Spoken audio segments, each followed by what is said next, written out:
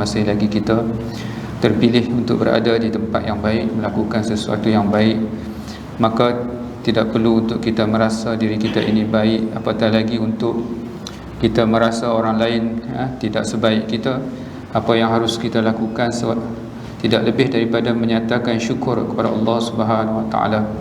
Jika ianya adalah kebaikan, sebagai hamba hanya perlu menyatakan syukur kepada Allah Subhanahu Wa Taala, dan disusuli dengan perbuatan-perbuatan yang menggambarkan seorang hamba itu bersyukur, iaitu dengan melakukan ketaatan dan meninggalkan sesuatu yang dilarang oleh Allah Subhanahu Wa Taala.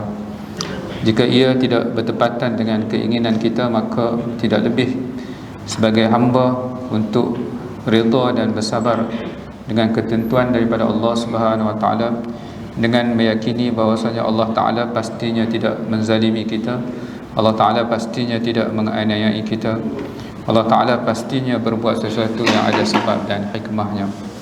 Ini tuan-tuan dan puan yang dirahmati Allah sekalian, kita mulakan juga secara ringkas dengan zikrullah, kerana zikir itu menenangkan hati, zikir itu melembutkan hati, dan zikir juga menguatkan hati, insyaAllah. Fasubhana man la yaqdirul khalqu qadrahu ومن هو فوق العرش فرد موحد مليك على عرش السماء مهيمن لعزته تعنو الوجوه وتسجد فسبحان من لا يقدر الخلق قدره ومن هو فوق العرش فرد موحد مليك على عرش السماء مهيمن لعزته تعنو الوجوه وتسجد فسبحان من لا يقدر الخلق قدره ومن هو فوق العرش فرد موحد مليك على عرش السماء مهيمن لعزته تعنو الوجوه وتسجد حسبي ربي جل الله ما في قلبي غير الله نور محمد صلى الله حسبي ربي جل الله ما في قلبي غير الله نور محمد صلى الله حسبي ربي جل الله ما في قلبي غير الله نور محمد صلى الله ليس لها من دون الله كاشفا ليس لها من دون كاشفا ليس لها من دون الله كاشفا ليس لها من دون كاشفا ليس لها من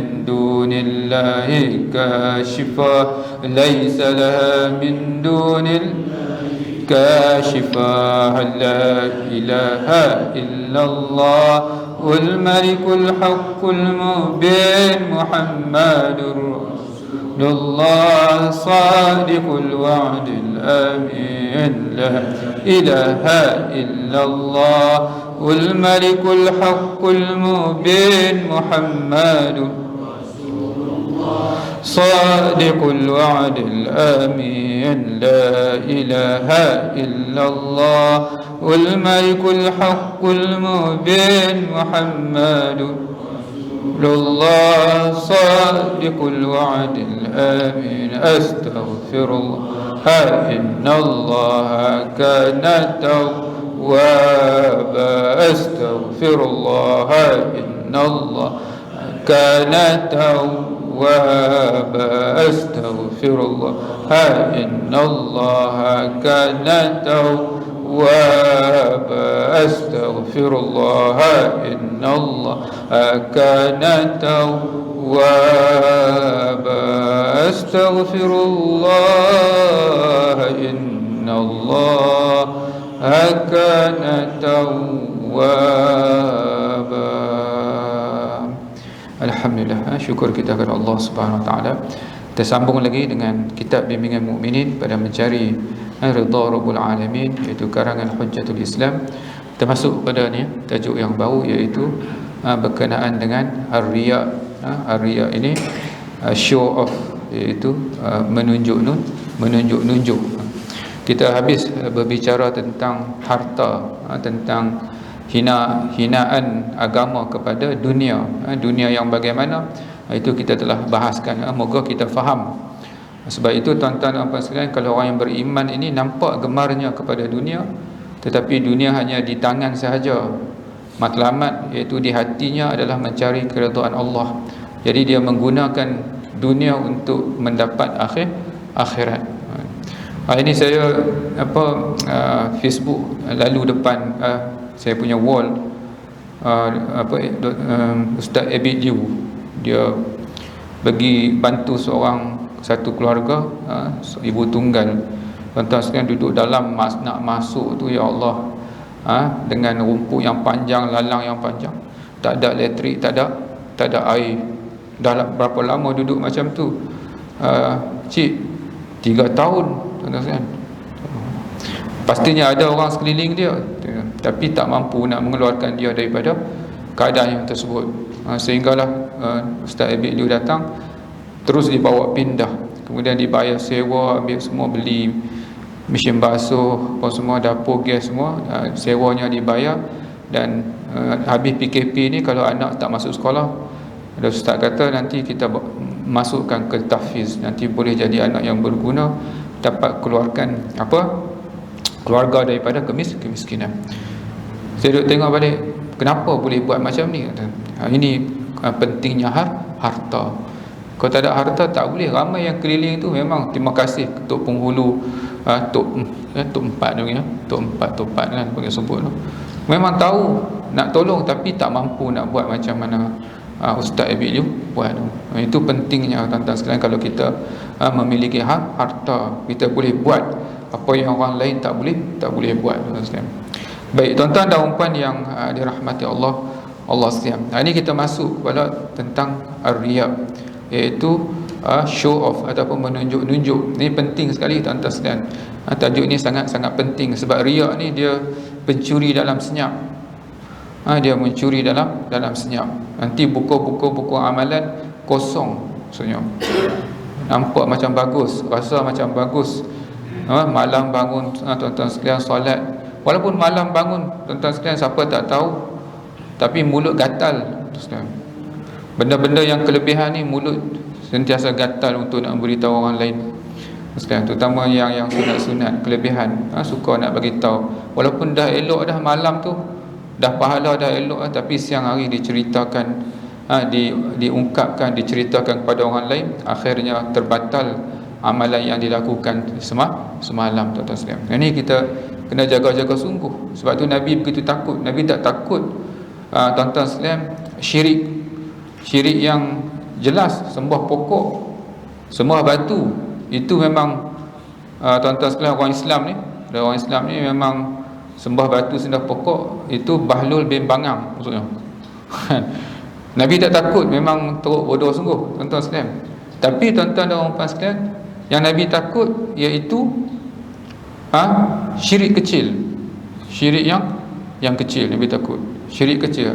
Sebab yang paling aku takut dalam banyak-banyak perkara yang aku takut, Nabi kata asyirkul asghar, syirik kecil. Sahabat tanya, apa dia syirik kecil itu? Nabi jawab, ar-riya, iaitu menunjuk. Habis pahala amalan sia-sia, tuan-tuan sekalian. Tuan-tuan dan puan yang dirahmati Allah sekalian. Jadi kita tengok takrif riya. Mudah sangat, tuan-tuan sekalian. Mudah sangat. Riya ialah menuntut pangkat dan kedudukan menerusi perbuatan ibadat. Menuntut ataupun mencari pangkat ataupun dan kedudukan, maksudnya kepentingan duniawi menerusi perbuatan ibadat maksudnya. Ini kita katakan, orang kata macam boleh katakan menunggang agama jugalah maksudnya. Kan, maksudnya dia buat ibadat agama, tapi dia ada tujuan-tujuan yang lain maksudnya. Kalau takrif mudah lagi, kalau tuan-tuan sekalian, riak ni takrif yang lebih mudah lagi ni, nak ingat ni, iaitu mencari pujian dan lari daripada celaan. Itu lebih mudah, mencari pujian manusia dan lari daripada celaan manusia. Itu dengan melakukan ibadah, dengan jalan ibadah. Tapi kalau tuan-tuan buat dunia, tak apa, tuan-tuan riak ibu-ibu kalau nak masak, nak tunjuk kat suami, riak kat suami, tunjuk tak apa. Bila suami tengok tu lambung sodek, tangkap, kacau balik. Ish, hebat suamiku ni masak, mesti sedap gila. Mana ada kaitan sodek dengan sedap? Tapi dah riak. Dibolehkan. Main bola kan, tunjuk skill kan. Ni kenapa tak main betul-betul ni? Tak boleh coach, riak. Tuan-tuan kan. Dalam bab dunia, tuan-tuan tunjuk bab dunia, tak apa. Tapi sebab tu dia takrif tu, menerusi perbuatan ibadat. Sebab ibadat ni Allah Ta'ala kata it's for me. Ibadat ni untuk aku, eksklusif untuk aku. Campur niat, sorry, reject. Tapi dalam bab-bab dunia tuan-tuan nak buat dah, tunjuk kat orang apa semua, riak apa semua, kan. Tapi kalau bab akhir, bab ibadat, Tuhan kata itu hanya untuk aku je, bercampur kepentingan, reject. Aku suci daripada menerima amalan seorang hamba yang berkongsi kepentingan dunia dengan kepentingan aku. Ambil balik, dipulangkan balik. Sebab tu nanti tuan-tuan sekalian, nanti nak naik amalan kita, nanti nak naik tuan-tuan sekalian, naik langit pertama tapih, langit kedua tapih, langit ketiga tapih, sangkut tuan-tuan sekalian. Sila-sila nak sampai ke Allah Ta'ala tu, tuan-tuan sekalian, habis reject. Sahabat bila Nabi sebut macam tu, ya Rasulullah, engkau boleh ya Rasulullah, engkau boleh macam ni ya Rasulullah, kami tak jamin ya Rasulullah, sila-sila habis terbatal semua kan.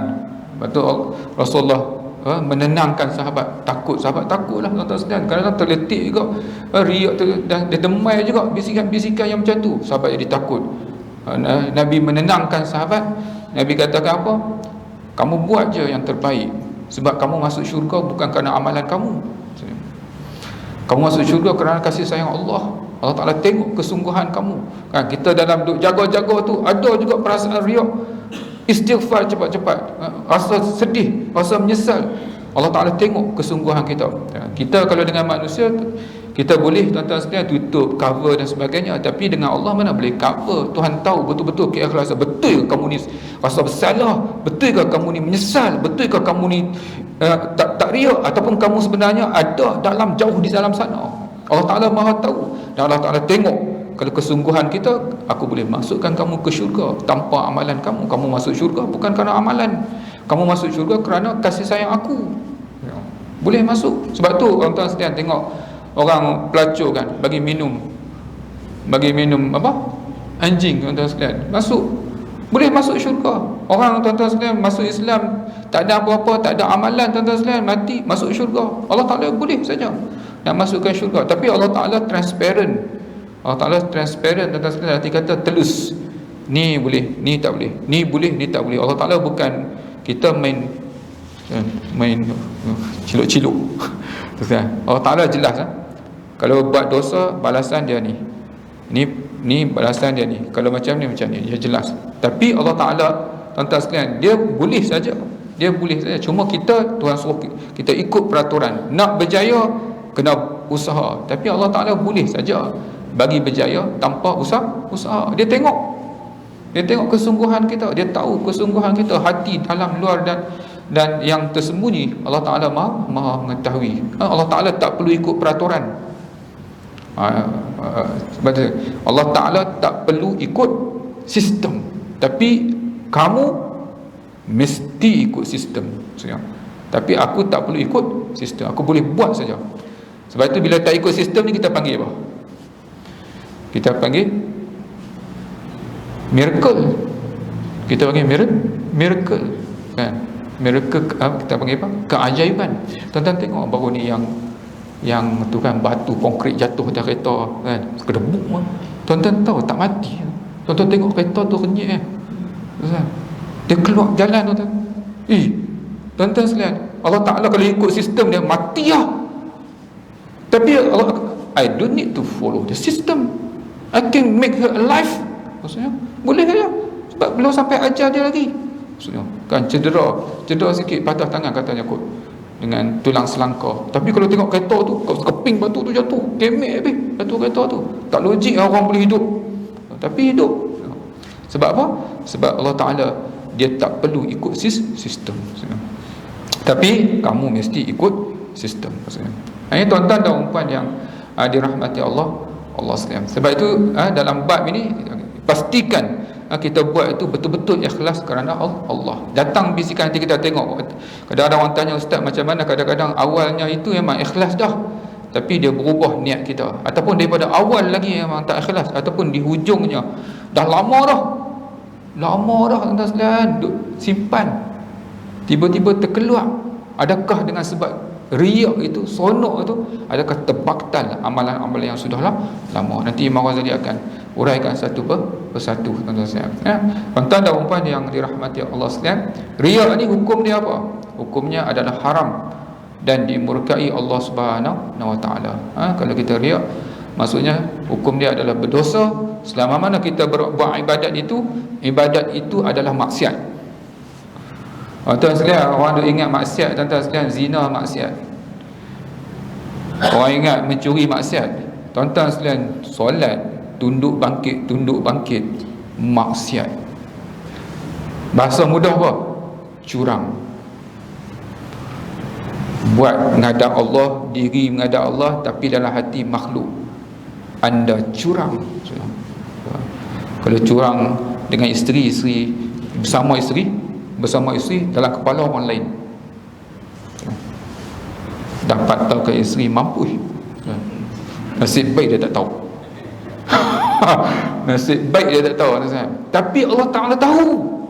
Kamu berdiri di hadapan aku, sujud, tapi kamu dalam hati kamu ada orang lain. Kamu curang, maksiat. Solat, sujud, sedekah, maksiat. Tuan-tuan sekalian, solat kalau tak sah, tak terangkat dia punya kewajipan tu. Tak terangkat kewajipan tu. Jadi kalau kita duk buat sebelum ni, tuan-tuan sekalian, lama-lama kan dulu kita duk buat kerana mak ayah, tuan-tuan sekalian. Kalau ada masa tuan-tuan qada balik, kita qada balik. Sebab dulu kita buat kadang-kadang kerana mak ayah, sampai umur berapa tuan-tuan sekalian, tak riak, duduk dalam sembahyang, kadang duduk dalam bilik baca Fatihah duduk atas kaki. Kan gelak macam pernah buat. Tu kira tak buat langsung. Tu kau tak buat langsung. Ada yang buat, ayah suruh buat, tapi nak cepat, nak habis.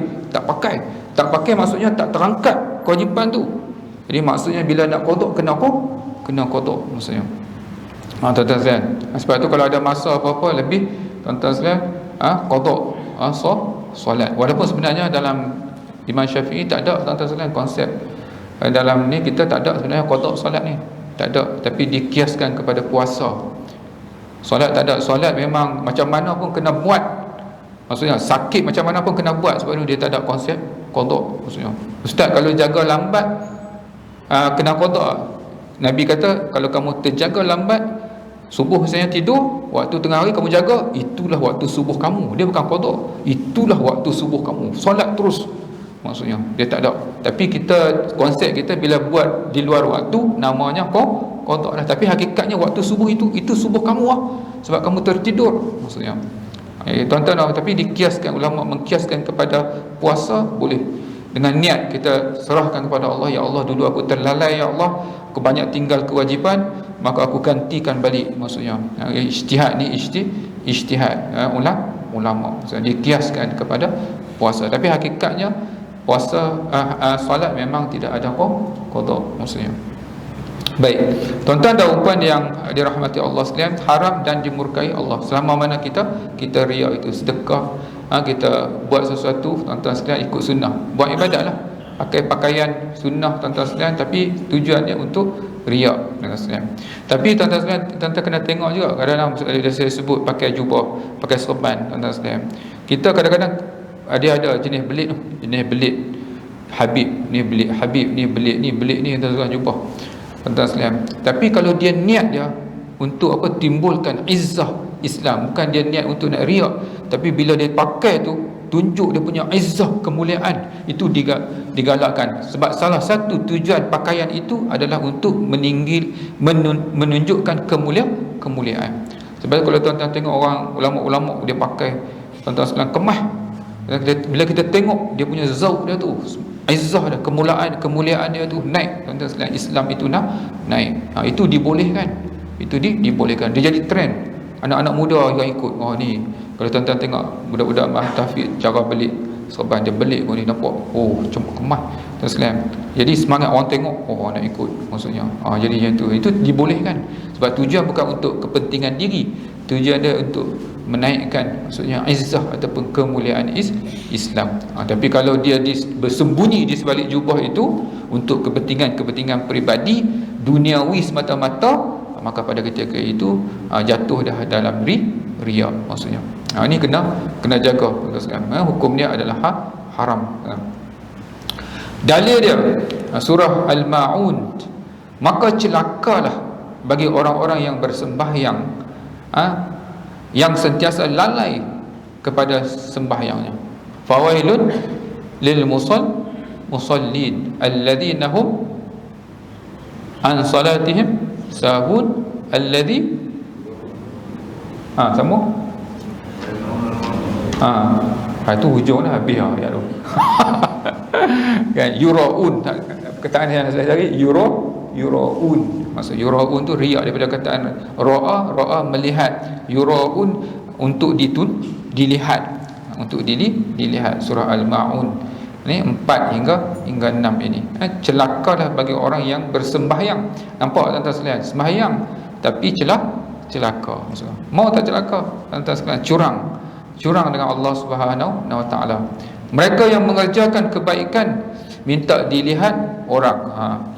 Orang-orang yang merancangkan kejahatan, mereka itulah yang akan menerima siksaan yang pedih, dan rancangan jahat mereka pastinya akan gagal. Ini dalam arti kata dia buat, memang dia ada strategi dia ada perancangan dia, semuanya dia gunakan tuan-tuan sekalian ibadat untuk kepentingan diri dia.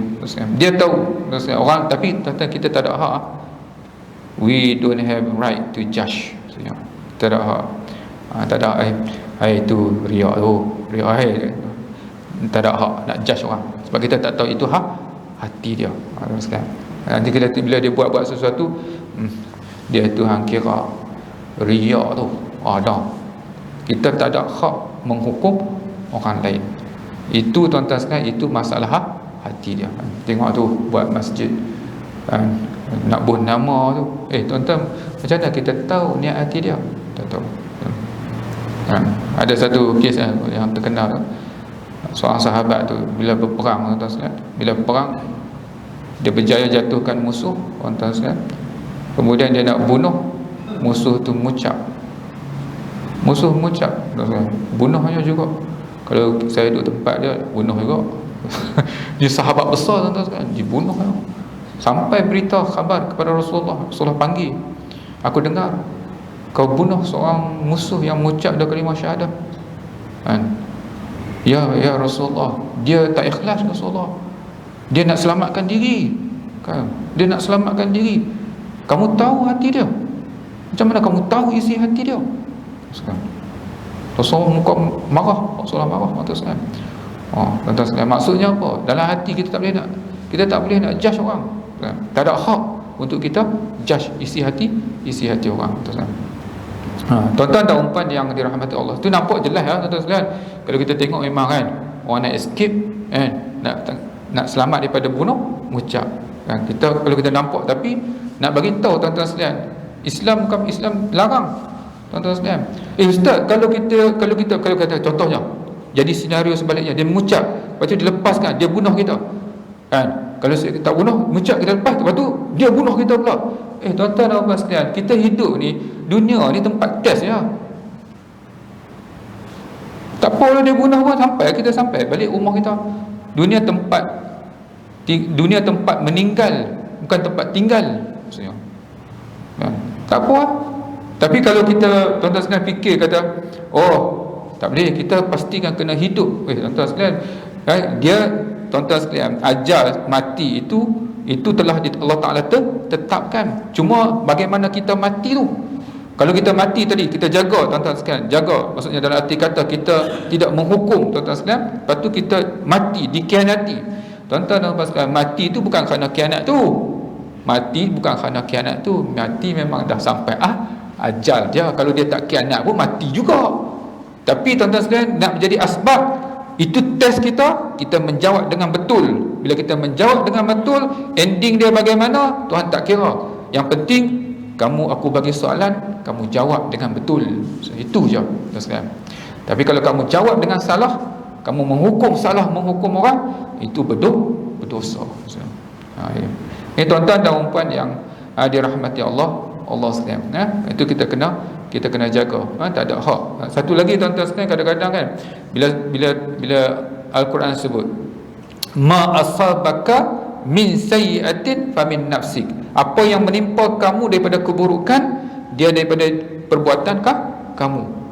Jadi tuan-tuan, tapi kita tak ada hak.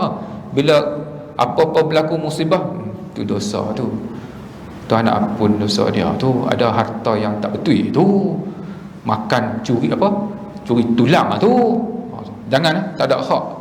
Walaupun tuan-tuan sekalian, walaupun Allah Ta'ala sebut begitu, bagi kita, Tuhan, tubuh ni, ya, kita kena fikir macam tu, adalah tak kena tak mana ni, Tuhan nak bersihkan harta aku. Kalau pencuri ambil, tuan-tuan sekalian, pencuri ambil itu, tuan-tuan sekalian, pencuri itu pun dia pelakon je, skrip Tuhan tulis. Tuan-tuan ingat senang, tuan-tuan sekalian, dia kena rancang dia elok nak memenuhi skrip tu, nak masuk rumah kita, risiko kena pergi balai, kena penjara. Tapi sebenarnya Tuhan nak bersihkan harta kita. Tapi risiko dia pencuri tu, tuan-tuan sekalian, payah nak bersihkan harta kita. Kita fikir macam tu lah. Bila Allah Ta'ala ambil sikit, pembersihan harta adalah hartaku yang tak kenal dulu. Aku kerja mungkin curi tulang sebagainya, Tuhan bersihkan, Tuhan ambil. Tapi tuan-tuan sekalian, pencuri tu payah, siap-siap kena masuk lokap nak bersihkan harta kita. Terima kasih ya Allah. Maksudnya tuan-tuan sekalian, tapi jangan bagi pihak kita fikir macam tu. Tapi kalau kena ke orang, jangan fikir ada tu, hang ada makan dulu kot ada balik awal kot kan, kerja tak ikut sini, punch card tipu baru, tak boleh.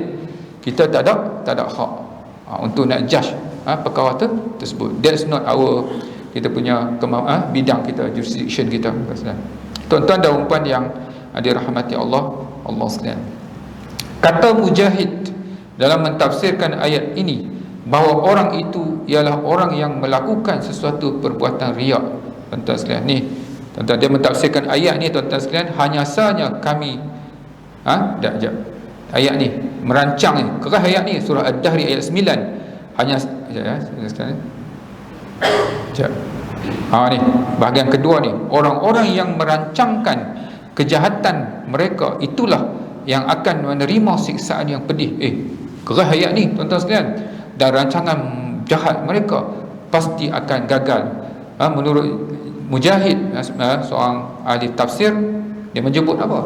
Kata Mujahid dalam mentafsirkan ayat ini, bahawa orang itu ialah orang yang melakukan sesuatu perbuatan riak. Maksudnya dia merancang kejahatan, tuan-tuan sekalian, tapi Allah Ta'ala mengetahui rancangan buruk dia. Tuan-tuan sekalian, dalam surah Ad-Dahri ayat 9, hanya sahaja kami memberi kamu makan semata-mata kerana Allah, kami tiada mengharapkan balasan maupun terima kasih daripada kamu. Ni tuan-tuan, kita Allah Ta'ala sebut dalam Quran ni, kita kalau kita buat baik, tuan-tuan sekalian, jangan tuan-tuan sekalian mengharapkan walaupun ucapan terima kasih. Jaga tuan-tuan sekalian. Kenapa kita sakit, tuan-tuan sekalian, bila buat baik kat orang? Kenapa kita sakit? Isteri kalau buat baik kat suami, kenapa sakit? Kalau buat baik kat anak, kalau buat baik kat pasangan, kenapa sakit? Kenapa jiwa kita sakit? Sebab kita ada mengharapkan sesuatu. Bila kita mengharapkan sesuatu, saya nak bagi tahu, jika ada pengharapan, anda mendedahkan hati anda kepada kelukaan. Maksudnya, walaupun sedikit, walaupun terima kasih, mesti hati kita akan terdedah kepada luka. Sebab apa? Sebab pertama, tak semua orang tahu menghargai. Tak tahu. Kadang-kadang dia tahu, tapi dia miss, dia terlupa nak menghargai tuan-tuan sekalian, kita sakit. Saya bukan nak apa-apa pun. Saya bukan nak balasan. Saya nak lidah dia ringan untuk mengungkapkan ucapan terima kasih je. Habis tuan-tuan sekalian. Tuhan batal terus. Batal suruh Tuhan tak kuih rumah orang kan. Bagi kuih batal. Tadi yang dapat pahala. Ibadat apa? Ikhlas apa? Buat sesuatu kerana Allah. Maksudnya bukan balasan, tak balasan, itu bukan hak kita. Ya. Allah Ta'ala kadang-kadang ada balasan, kadang-kadang tak ada balasan. Tapi Allah Ta'ala tengok, Allah Ta'ala tahu, dan Allah Ta'ala sentiasa telus kan, satu kebaikan 10 ganjaran, digandakan lagi 700. Tuhan tahu. Tabur duit dan tabung masjid, orang tak tahu, tapi Tuhan tahu. Mana Tuhan pernah miss? Tak ada, semua recorded. RM1 700. Tuan-tuan pun dalam tabung tu RM1 700. Tuan-tuan pun dalam ASB 5.5. 5.5 apa? Kalau RM1 dapat RM1.5 dik. RM5 kalau setahun. Ni 700. Bolang tahu tabung 700. Tuhan tahu. Siapa tak tahu? Tuhan tahu. Semua record. Sekalian. Dan bol dalam tabung tu tak boleh ambil balik lah. Kalau bol dalam ASB tak ada apa, korek habis. Tuan-tuan dan puan yang dirahmati Allah sekalian. Ini kita kena walaupun ucapan terima kasih tak boleh. Ni tuan-tuan sekalian, ni dia kata tip tenang hati, tips apa, hati tak terluka. Tuan-tuan jangan harapkan apa-apa. Tuan-tuan jadikan kat rumah tu, tuan-tuan balik kat rumah kan, tuan-tuan jadikan semua tu ladang pahala. Kat rumah kita tu ladang pahala. Tuan-tuan tengok anak, ladang pahala. Tuan-tuan tengok pinggan kan dalam sinki tu ladang pahala. Tuan sekalian, tengok isteri, kita tengok isteri ingat ladang. Itu ladang yang kita ingat sekalian kan. Sepatutnya semua ladang. Tengok anak-anak, ladang. Anak kita ni ladang. Ajar dia, didik dia, itu ladang pahala. Itu investment yang paling untuk jangka masa panjang. Kalau anak tu jadi anak soleh, itu passive income. Tengok pinggan dalam sinki, ni ladang pahala. Tuan-tuan sekalian, tak payah suruh pi basuh kan. Biasa isteri basuh kan. Kenapa? Kadang-kadang anak, ayah cik buat, ayah pun nak pahala agak. Maksudnya ni kat bila anak buat, lega, nasib baik anak buat, pahala dapat kat anak. Kita anak masa panjang ni, pahala banyak ni. Kita dah masa suntuk duk bagi kat anak ni, dah pahala kepatutnya kita ya. Kalau suami basuh lebih pahala lebih ke kalau suami basuh pahala lebih lagi. Sebab tu bukan biasanya orang faham, bukan kerja dia mujahadah nak basuh. Tapi bila basuh tu kena hayati betul-betul, kena hayati tu kan. Dengan ikhlas, pertama buat untuk diri kita, pahala kita buat betul-betul, terasa sejuk, sentuhan air menyentuh kulit lembutku. Lepas tu tuan-tuan sabun, tengok buih-buih sabun tu, tuan-tuan damai sabun dulu. Tuan-tuan sekalian, kena hayati.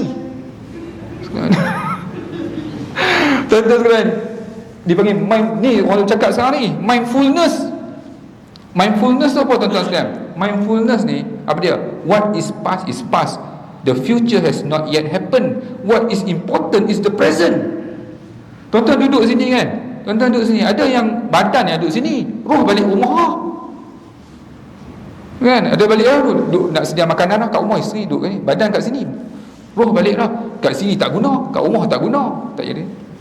Tapi yang penting duduk di situ. Waktu buat tu tuan-tuan sekalian, hayati roh dengan jasad kat situ. Ni dah tuan-tuan sekalian, kadang-kadang jasad yang tinggal kat sini, roh dah balik kan. Tuan-tuan sekalian, baru saya terbaca dalam Facebook tuan-tuan sekalian, 3 tips untuk menjadi hamba Allah yang bersyukur untuk hilang daripada depression. Ada seorang ni tuan-tuan sekalian, dia depressed, tertekan tuan-tuan sekalian, kerja banyak tuan-tuan, penat dan sebagainya, tekanan kerjaan semua tuan-tuan sekalian. Dan last sekali dia berhenti sekejap.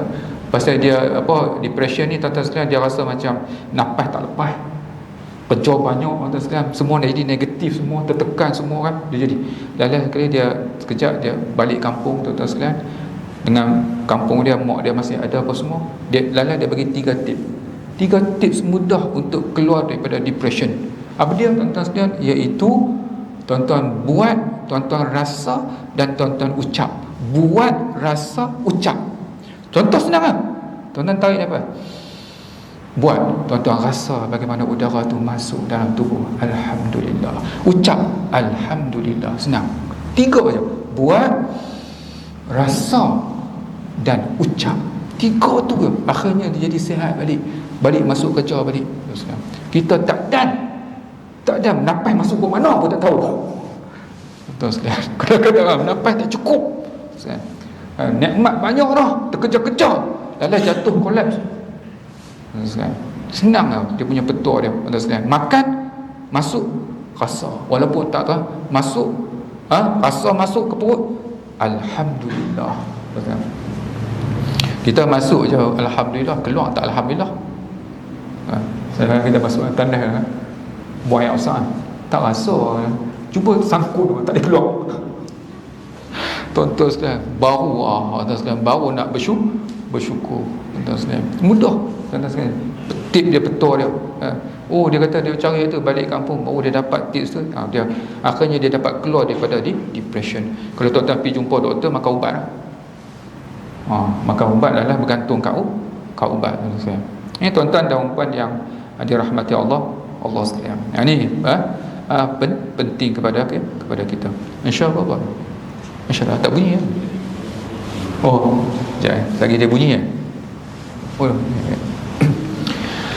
okey. Hanya sahaja kami memberi kamu makan semata-mata kerana Allah. Kami tiada mengharapkan balasan maupun terima kasih daripada kamu. Allah memuji orang-orang yang ikhlas dalam pekerjaannya dengan menafikan segala kehendak dan keinginan selain daripada mengharapkan keredaan Allah semata-mata. Riya adalah berlawanan dengan sikap ini. Barang siapa yang mengharapkan pertemuan dengan Tuhannya, surah Al-Kahfi yang kita selalu baca, maka hendaklah ia mengerjakan amal soleh dan jangan menyekutukan sesuatu pun dalam ibadahnya terhadap Allah Subhanahu Wa Taala. Ini tuan-tuan sekalian sangat penting. Syarat sah ibadah itu niat. Dan niat itu tuan-tuan sekalian mestilah ikhlas kerana Allah dan dibuat mengikut tata cara yang ditetapkan oleh syarak. Itu syarat sah ibadat tuan-tuan sekalian. Kalau tuan-tuan nak jadikan ibadat, kena niat. Tuan-tuan duduk masjid, datang masjid tak niat, dia tak jadi ibadat. Syarat ibadat mesti niat. Sebab itu tuan-tuan sekalian, solat tak wajib kepada orang kafir, zakat tak wajib kepada orang kafir. Sebab apa tak wajib? Sebab syarat sah ibadat niat. Macam mana dia nak niat kerana Allah? Dia tak boleh. Tuan-tuan sekalian, jadi tuan-tuan dan puan yang dirahmati Allah sekalian, kucing pun main masjid, kucing pun main masjid kau. Kadang-kadang orang yang pencuri pun nak curi tabung masjid pun main masjid kau. Jadi Tuhan tengok bergantung kepada niat kata saya. Yang baik itu pastinya daripada Allah, dan yang dhaif itu daripada kelemahan diri saya sendiri. Kita tangguhkan majlis kita dengan tasbih kafarah dan suratul Asr. Subhanakallahumma wa bihamdik, asyhadu an la ilaha illa anta, astaghfiruka wa atubu ilaik. Bismillahirrahmanirrahim. Wal 'asri innal insana lafi khusr illa alladhina amanu wa 'amilus solihat wa tawasaw bil haqqi wa tawasaw bis sabr. Wassalamu alaikum warahmatullahi wabarakatuh.